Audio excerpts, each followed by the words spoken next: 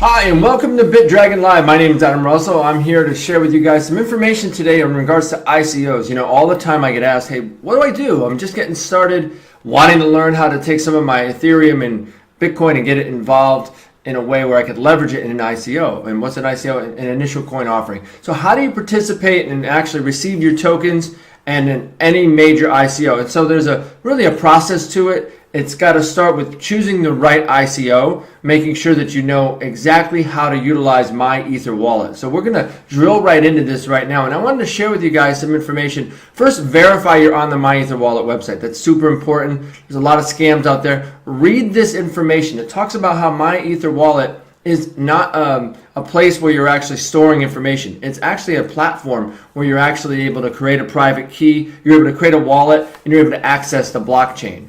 The Ethereum blockchain. And so I really encourage you, if this is your first time, to not just click past these slides. They put this up there because there's a lot of people that are trying to scam people to get access to the private keys. They're trying to get access to their information. Make sure, again, you're on the Myetherwallet. Check the site, double check it. Make sure that it says it in the green across the top, that it's a secure socket layer site. You know, you want to avoid getting scammed when it comes to Myetherwallet because there's no recourse. Guys, there's no recourse when it comes to Myetherwallet. So this is one of the things that scares people about ICOs is that most of the token distribution goes through what they call an ERC20, which is a smart contract that is stored on the Ethereum blockchain. And so what we're going to do today is we're actually going to show you how to create a wallet, how to utilize that wallet, how to be able to, you know, not only participate in an ICO, but also receive tokens. So first you've got to create a password.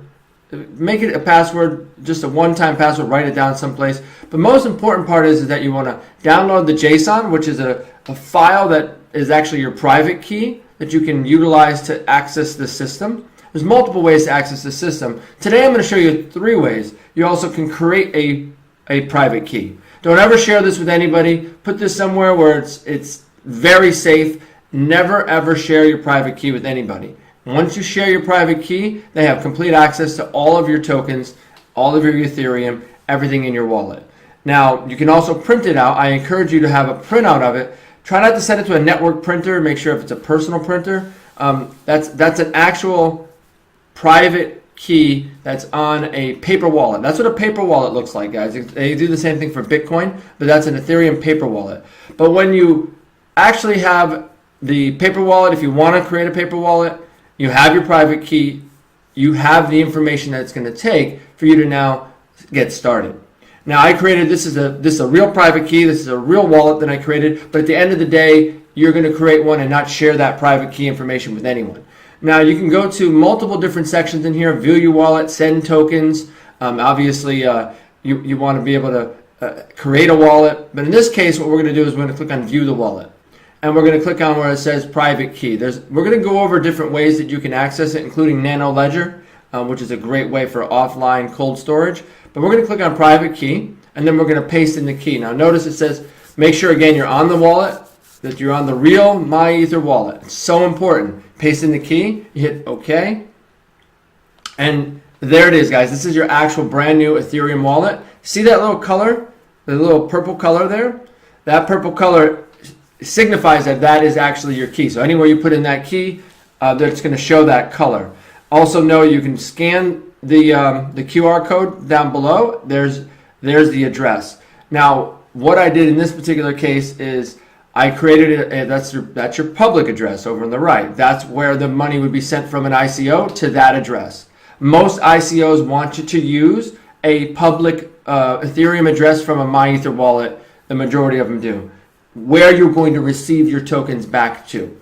And guys, it's really important that you also know that ETHplorer is a link that's inside of the wallet. It'll give you access to do a visual view of your public key so you can see all your tokens that are available. It doesn't show any of your private information, only public information. So this could actually be shared with people if you wanted to. We don't have anything in our wallet at the moment, so there's going to be nothing there.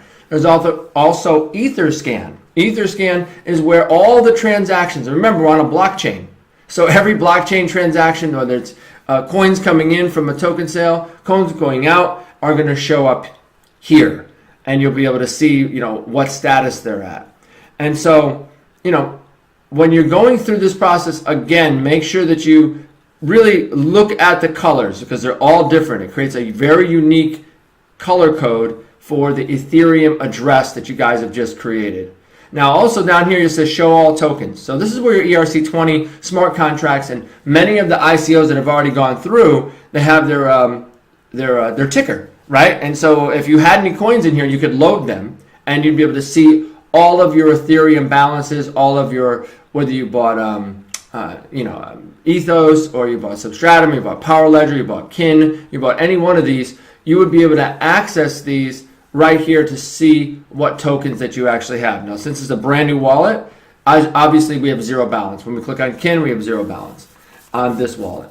We haven't actually activated the wallet. We haven't put any Ethereum or anything in it. Now, the other thing you want to do is of course, be able to understand how to share your tokens and send tokens. And so we're going to get into that as well. So this is where you actually are viewing the wallet. Now we're going to talk about sending from the wallet. Now, when you send from the wallet, every single time you try to access it, you'll notice there's no way to get back in. There's no caching of it. There's no way that it's stored anything. You're not saving a password. So it's really important that you're doing that. Now, when you use the Nano Ledger S, Nano Ledger S is a cold storage. You have to connect it to the device, put in an ID on the actual unit itself, and authorize it to access a wallet address that's on the Nano Ledger S only. It's the only place to access it. Now, we're going to do the private key again. We're just going to paste it in here. And again, that's the only way to get in your wallet is with that and or a JSON, which is a file you can authorize.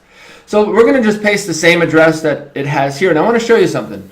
So when we take the address and we're going to choose what token, in this case we'd only have ETH because that's all we have, but if there was other tokens in here, it would show the other tokens. A lot of token sales will tell you what amount of GWI or the gas, and this is very important because it's the speed of how fast you're going to receive your tokens and the processing on the blockchain. When that gets processed, a lot of times you want to put it up pretty high, and the reason that is because it pays the miners a higher fee, so it obviously gives you priority on the blockchain to receive your tokens. Sometimes if you put it too slow, chances are you might not even get your tokens. It might time out. It might say out of gas. That happens too.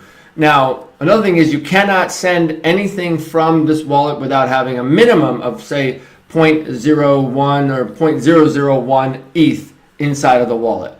But what I want to do today is I want to show you guys what happens if you put in an address that is not the correct address. And we're going to do that right now. So let's take a look at that. If we look at the different addresses that there is, then we're going to copy and paste our real address. Now this would be the address that we're sending to for like an ICO. But we're going to change the last digit. See how it changed? See how that white spot, how it changed? It's no longer purple. Now even if you put in an E3, right, in place of it, it's still white, right? Because you haven't verified it's a capital E, and there it is.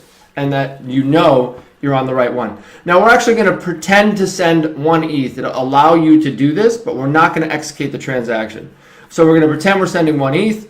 We're going to check it and generate this is actually when you click the generate button, and then you're able to actually click the button and authorize the transaction. That's what it would look like. You want to verify that the colors match, look at the information, make sure that what you actually are sending to is the real address, and then here's when you say proceed, and then it would give you a green light that basically says, congratulations, you're now sending on the Ethereum network, but we're not going to do that today. We're actually going to click off of that. Now, what's exciting is that we are showing you live, really. We actually just participated in an ICO called Lalaworld, which is banking the 5 billion unbanked people in the world. They just did a partnership with Ethos, which we're super excited about. I think as a ICO, there's a large community, and that's a really big thing you want to look at whenever you're going to look at a community. And make sure that you're on the right website, because some of these sites are phishing sites, or they'll scam you when you try to actually give them your tokens.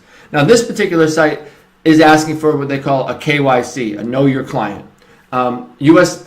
Citizens can participate, but you have to be an accredited investor. What does that mean? You have to have a minimum of $250,000 income in 12 months and or $1 million net worth.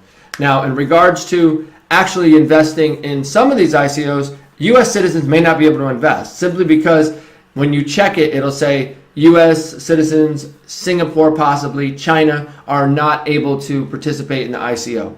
You really want to check that before you actually go and invest inside of any type of an ICO to see what your capabilities are. You used to be able to use maybe a VPN and you could change the IP address, but we're not going to talk about that today. So here we go, guys. I actually sent money. I went to BTC and I actually sent money. That's the actual send address to this ICO. So we sent a couple $1,000s, as you can see, 0.17762 Bitcoin at today's rate. We sent. You can also send Ethereum, just like we showed you. And in this case, because we're an accredited investor, you could actually even send from a bank wire. Now, we're not going to be doing that today because we just put in some Ethereum. And as you can see, there's our tokens. We actually have them.